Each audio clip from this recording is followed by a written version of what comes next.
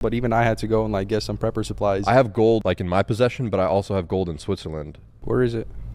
I heard you got like a 1998 Honda. Dude, so why did I get that?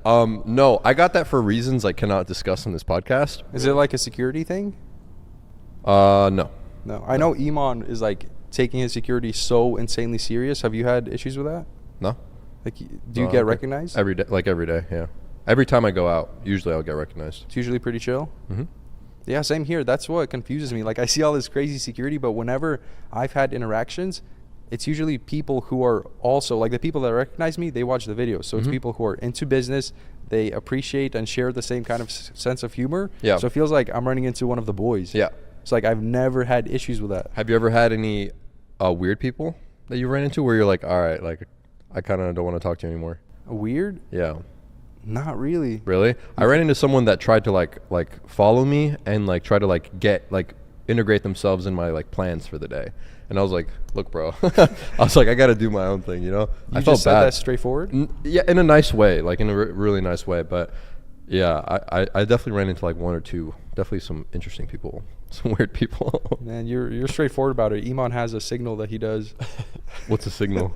He has like his security come over. And you have a large jacked man. All right, we got to run, buddy. Yeah. I don't. Maybe you're just not big enough. I mean, I get recognized everywhere. Yeah, I'm not trying to diss you or anything. I'm just curious because he has such a big, it's like entourage, everything. Is that part of the brand probably, you know? I think so. Yeah. I think it's a brand. Benefit of the doubt though, he lives in Dubai, London. We're more secluded, you know, we're not in LA or anything, so maybe that's part of it. Yeah, maybe. I mean, Scottsdale's a pretty safe area. Yeah. How do you plan on evolving like your content? Because the thing with YouTube is if you're not evolving and if you're not like ahead of the curve, if you just keep doing the same thing over and over again, you're gonna die off. Yeah. Like, so do you have any plans of like which direction you want to move into? Yeah, so I'm really only gonna make videos about things that I'm really interested in. So like I was telling you guys before, last night I filmed a 2-hour video, which is by far the longest video I've ever filmed. And this one was about macroeconomics, world orders, how America's declining in power, how the value of the dollar is declining, inflation, what's going to happen, how to protect yourself. These are all things that I'm interested in, so I made a really long video. I think the video will be like an hour and 20 minutes long when I post it. How do you prepare yourself? Because I'm not going to lie, it feels like the world is almost ending, bro. Like all these wars, all this crazy stuff.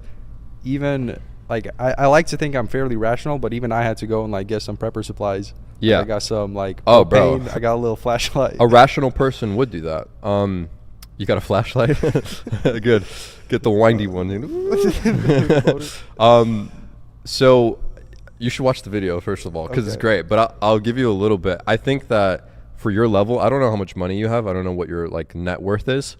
I'm gonna assume it's more than a few $100,000, probably a few $1 million, probably more than that. I don't know, but I would diversify heavily. And you do have property, right? Mm-hmm. You have fixed rate mortgages. I do. Okay, so you have real estate and you have debt in U.S. dollars, a fixed rate debt for like 30 years, 29 years, or whatever. That's good. That's already a hedge because that debt is going to become way easier to pay back when inflation in 10 years when inflation is way crazier. So that's good. You also want to buy like commodities like gold and silver and have it physical. I have gold like in my possession, but I also have gold in Switzerland. Where is it? It's in Switzerland. It's segregated, allocated and segregated. So I have like literally a little box that says Ghiorghiu and I have gold in Switzerland. Yeah. How do you know that's real? Because it is. I'm sure it's a trusted source. No, it is. Yeah. It's like a very popular Switzerland gold for free. No, but doing that and having some cash reserves and a bunch of things, but just being diversified so that. Are you smoking crypto or NFTs? Oh yeah, I have tons of crypto. Yeah, I have tons of crypto. I forgot to mention that. That's another thing that I would definitely buy as well, and being diversified in crypto as well, having like obviously Bitcoin and Ethereum as most of it, and then having like a part of your bag, maybe 10 or 15% for like meme coins and like super high risk, super high rewards type stuff. Is that financial advice? None of this is financial advice. What about when it comes to spending? Are you frugal? No, I mean, I spend money on cars. That's probably the worst thing. I'm trying to be better about that. I just sold my Lamborghini. So this is the first time I said that. No one knows that, actually. But I sold. So now you're a 20-year-old with no Lambo? I have a McLaren still. That's fine. If you're a guy in your 20s and you don't have a Lamborghini, you should actually sit down and have like a serious discussion with yourself. Yeah, I know. It's crazy, dude. It's so sad. Dude, you got to think about your life, man. I know, dude. I got to figure it out. But I'm trying to spend less money on cars, so now I just have the McLaren in the S-Class. Poor thing. But I like cars, so it's like, hey, it's like the only thing I spend money on. I don't really buy like expensive clothes. Like I wear the same clothes pretty much every day. I have a few watches that are expensive, but other than that, I don't go like shopping. But even the cars for you, it's like branding, you know? So yeah, even that. None of it is like really stupid. Like nothing I do is like really, really bad decisions. Like I'm not buying like $100,000 iced out chain that I'm never going to sell for more than 15 grand. Like most of the stuff is like somewhat rational. Have you noticed like a shift?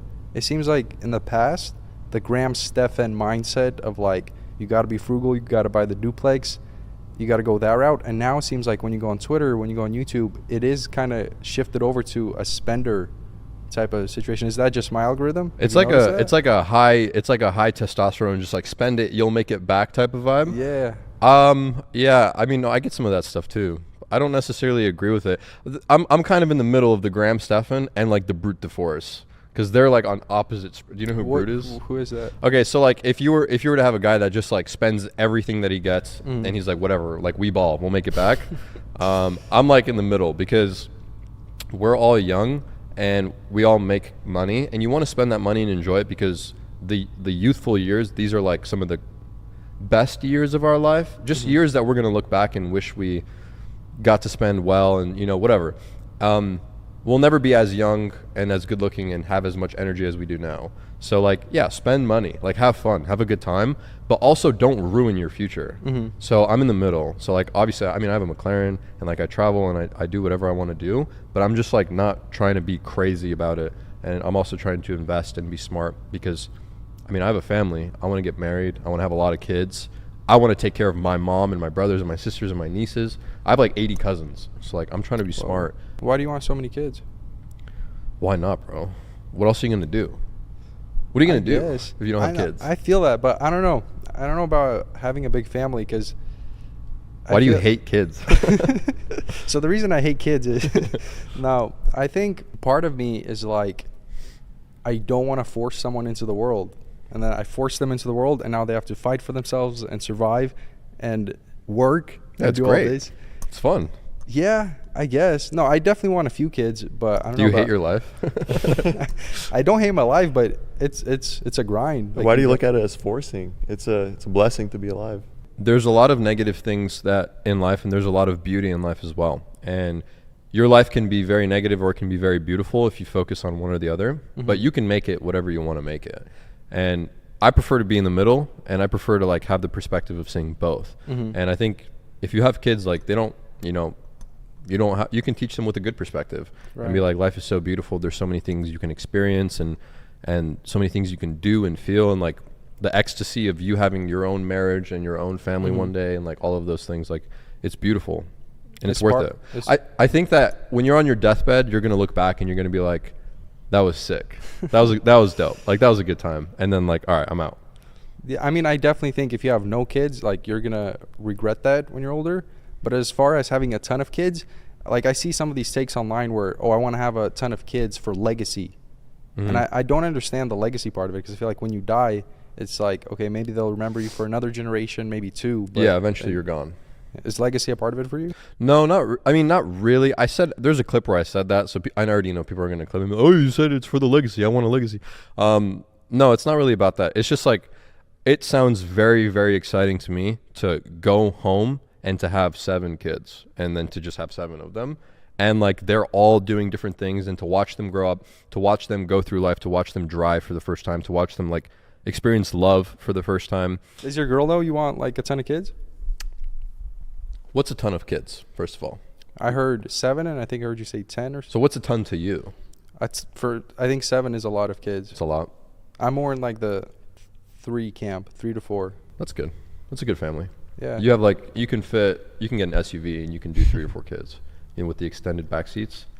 When you get 7, you need to start getting like vans. You need to get like the minivans, like the Mercedes Sprinter vans. Yeah, it gets tough.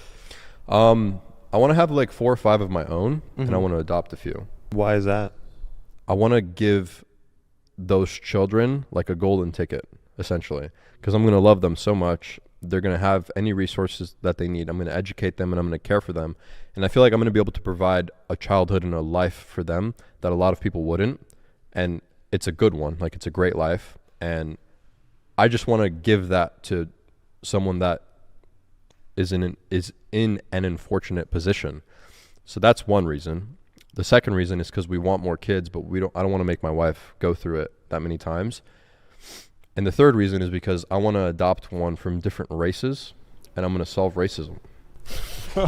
It's going to be a crazy clip, bro. You're going on H3 again.